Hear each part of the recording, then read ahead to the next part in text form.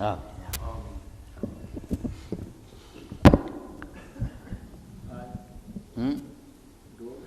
ہاں بس اتحاد جو دین میں ہے نا، یہ لفظ انہوں نے آج کل بہت بدنام کر دیا۔ وہ تو یہ کہ کوئی صورتحال جو آپ کے زمانہ میں پیش نہیں اب نہیں آئی، تو اسلام میں ایسے اصول دے دیے گئے ہیں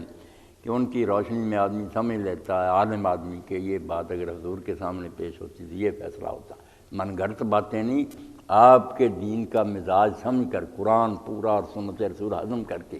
وہ بالکل فیصلہ کر رہا تھا کہ اگر حضور کے سامنے یہ معاملہ آتا تو یہ آپ نے فیصلہ کرنا تھا، حلال و حرام کے بارے، خون جیسے لوگ دیتے ہیں یا جہاد میں نماز پڑھتے ہیں، ایسی باتیں، تو وہاں پھر فیصلے کرنے پر نئی صورتحال یا جو دین میں بتایا گیا اس کو نافذ کرنے کے لیے تدبیریں سوچنا، بدلنا نہیں، کہ موجودہ حالات میں اس کو اسی حالت میں رکھ کر کس طرح راستہ نکالیں کہ اس پر عمل ہو سکے۔ یہ کوئی نہیں کہ اگر بدل دیا تو اتحاد کیا، وہ تو